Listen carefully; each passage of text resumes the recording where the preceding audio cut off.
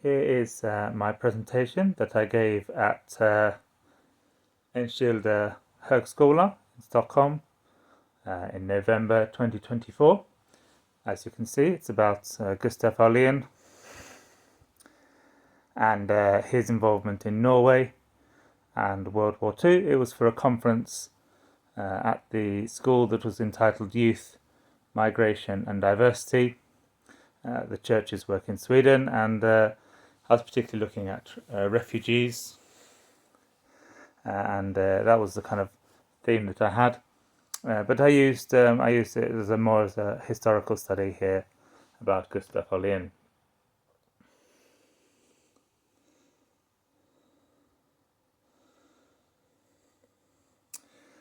Gustaf Aulén was a Swedish theologian and bishop.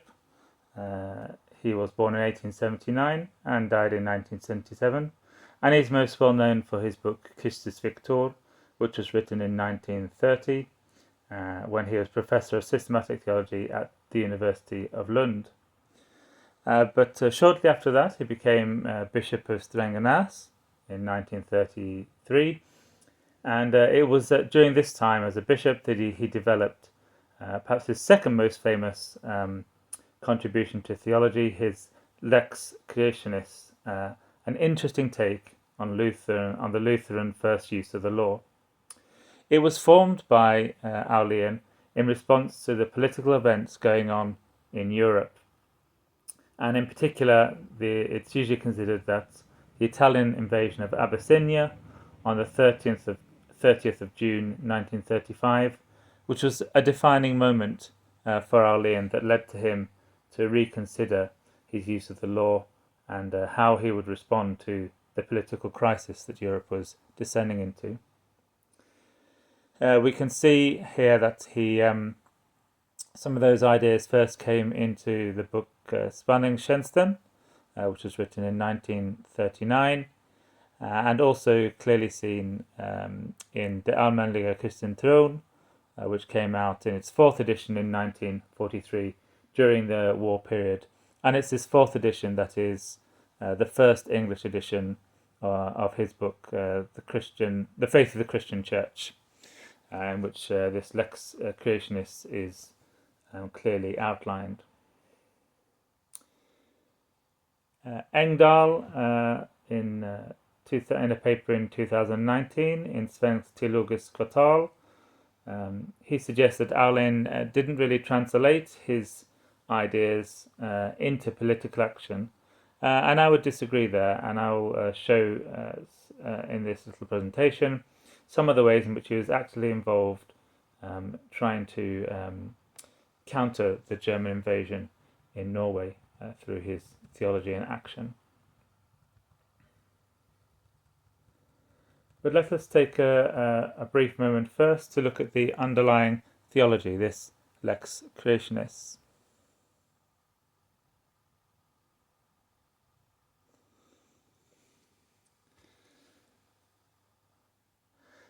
Aulén used a modified version of the first use of the law in Lutheran theology. He says that there is a Lex Creationis, a law of creation, an inbuilt law which pervades all things, revealed in God through creation.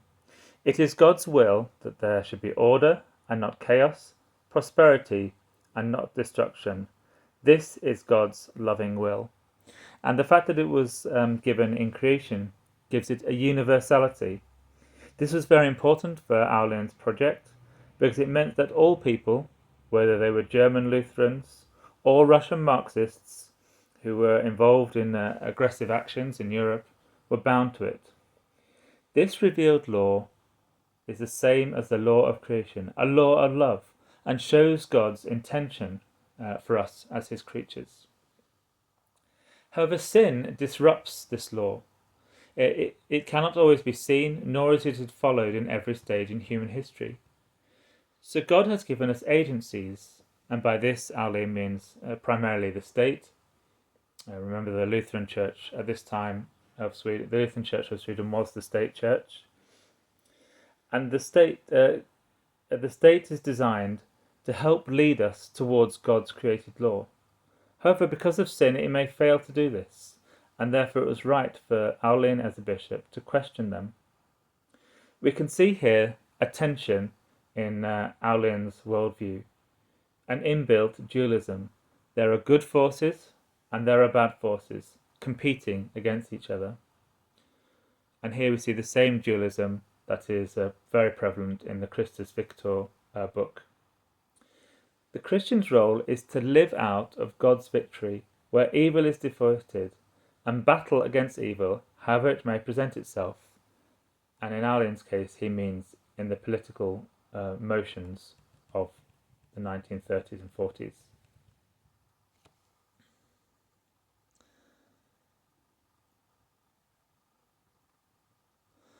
So how did this work for Aulén in practice?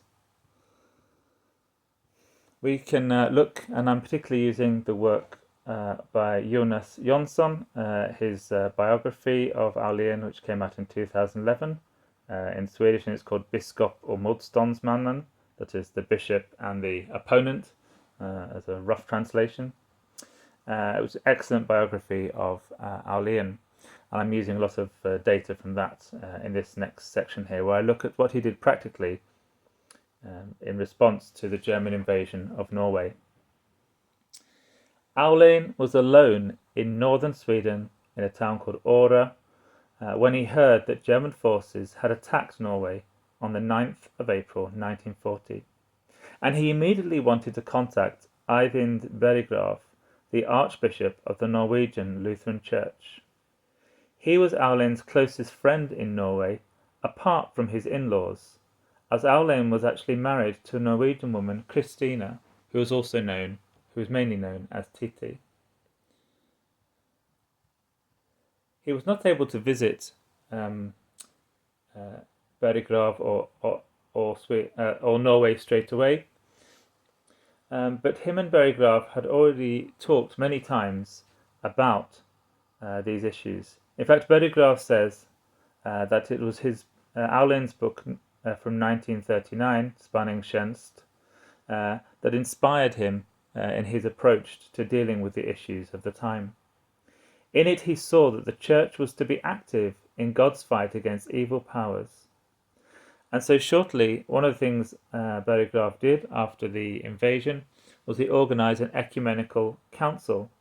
In fact, one of the chapters in Spanningstjänst is exactly about ecumenical work and church unity. And this group was an effective oppositional movement within Norway. Jonson said that Aulén followed the developments in Norway on a daily basis, always analysing what has happened. He was unable to visit the country in 1940 because he had already spoken out against National Socialism and was denied a visa. However, in 1941 he was finally able to visit the country. He was able to present the work he had been doing on the new songbook for the Swedish church, and also preach in the Swedish church in Oslo. He met Berggrav, and the two discussed this notion of lex creationis, the church's foundational notion of inalienable rights that stemmed from God's creative order. While the occupiers had taken away the king and taken over many of the legal institutions, they worked out that the church had a key role to step in and stand up for the freedom of conscience. And many of the ideas that Berggrav and Aulén discussed over that weekend would appear in the Norwegian Church's important document from 1942, Kyrkens Grund, the sort of foundation of the church. By the end of the war, Aulén would have ordained 7 priests for service in the Norwegian church. While strictly speaking against both state and ecclesiastical law, these ordinations will be remembered by Aulén in his autobiography at the end of his life as one of the best things he had been involved with in his 96 years.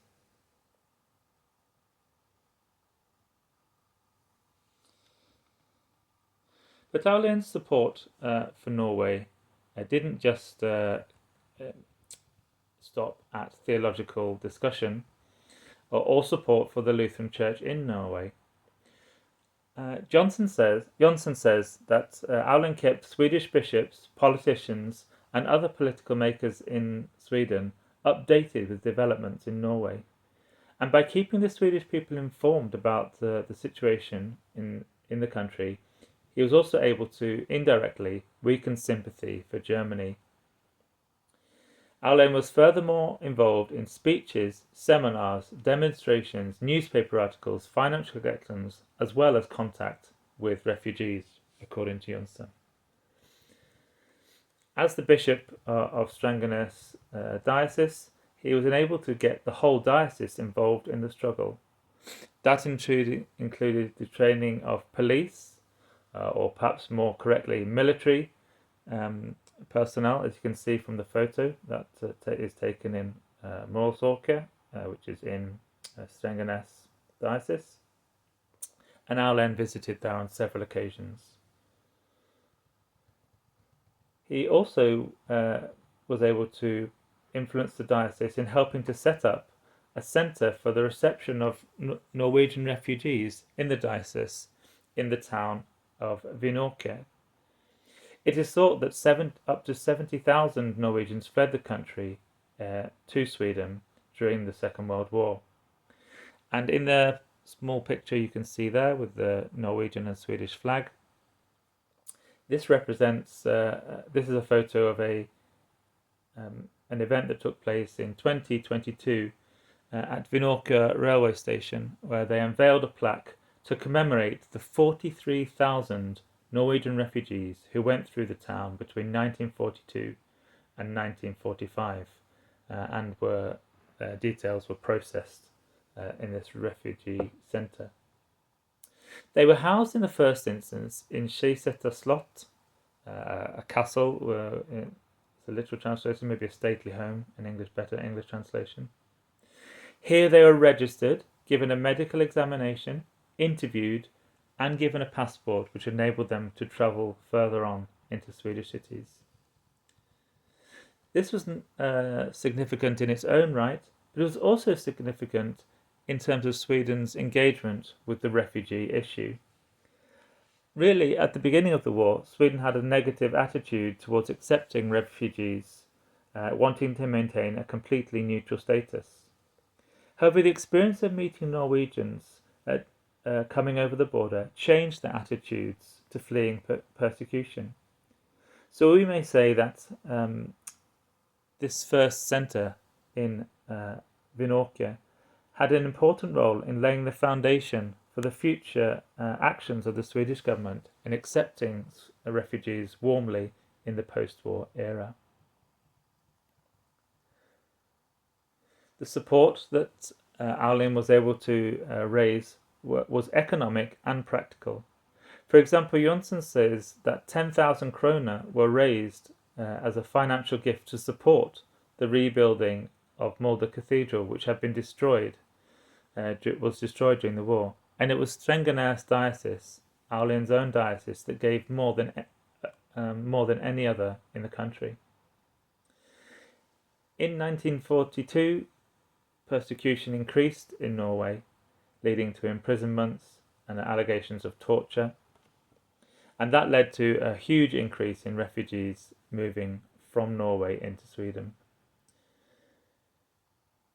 Through the help of Aulén and Strangenäs diocese, Svenska Norge-hjälpen was set up, that's Swedish help for Norway, was set up, and this included the collection of money, clothes, household goods, and even financed the serving of soup every day in the Swedish church in Oslo, helping the Norwegians. This organisation would be later involved in the post-war era rebuilding flats, hospitals, and convalescence homes, as well as supporting the families of seamen.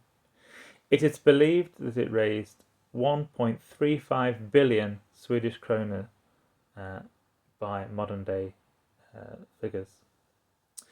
And Aulén's wife, Titi, she was Norwegian, and she helped lead a work where women had sewed clothes which were packed to go to Norway, and the bishop's home, which she effectively ran, was a meeting place for those engaged in the supporting for Norwegian freedom. The very first Swedish celebration of the end of the war and the end of the occupation in Norway took place in Strengenäs Cathedral. And Titi and Gustaf Aulén finally got to visit Oslo as soon as the war was over, receiving a hero's welcome.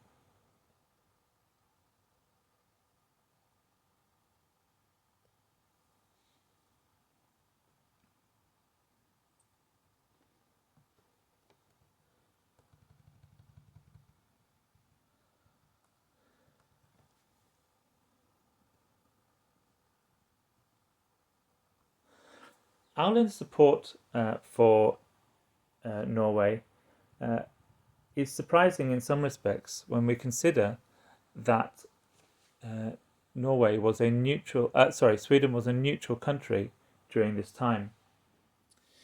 But several of Aulén's actions may be considered quite radical, and these showing his support for the neighbouring country and by default his displeasure in the German National Socialism, which was on the rise. One famous example was on Norway's National Day in 1941, that's the 17th of May. Aulén led a service for Norwegian refugees in Stockholm, and the German diplomat to Sweden, Prince, who was known as the Prince of Weird, he was personally acquainted with Aulén. He had, for example, arranged for Aulén to visit Germany, where he had given theological lectures earlier in his career. And the Prince of Weird requested that during this celebration that neither the Norwegian flag nor the national anthem should be sung, as this would be against Swedish neutrality. Aulén, however, didn't agree. He wrote back and said, things like this could definitely happen in a Swedish church in Sweden. And in fact, the church was decorated with 20 Norwegian flags, and the service finished with the Norwegian national anthem being sung.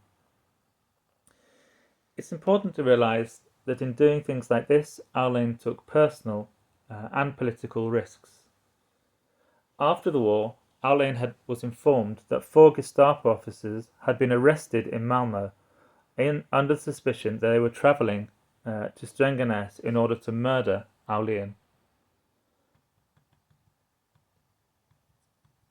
The Archbishop of the Swedish Lutheran Church, Edom, was very concerned about Aulén's activity and what he considered over-engagement. Aulén, for example, in the autumn of 1941, tried to arrange for a public meeting to discuss the increased torture and abuse that was happening in Norway. However, the government said they could not risk provoking the Germans by such a political meeting, and instead the bishops in Sweden sent out a letter to each member. Aulén had an interesting definition of neutrality. It didn't involve just sitting back and keeping quiet. For him, neutrality still meant active engagement, not for, say, one side or the other, but to cling to the principle of lex creationis, to be engaged in a fight for freedom and rights, God's good will. When the following year, on the Norwegian National Day in the 17th of May 1942, Aulén spoke, his speech was met with rounds of applause which went on for minutes and would not stop. The organist tried 3 times to move the service on and playing the opening chords of the next hymn, without any success. Next day, the ecclesiastical minister of the Swedish church challenged Aulén, saying that this had gone beyond what was acceptable in a neutral Sweden. However, Aulén responded that he understood the difficulties the government faced, but it was right that others should say what politicians could not say, even though they wanted to. So Aulén's way of engaging during the Second World War was, of course, theological. He developed this lex creationis. But this led because he wished to fight for the good over evil, using his sort of dualistic worldview. This led to him supporting the Norwegian church in Norway, supporting refugees that came from Norway, and speaking out in politically sensitive contexts in Sweden to support the Norwegian cause. And these are different ways that Gustaf Aulén was involved in Norway during the Second World War.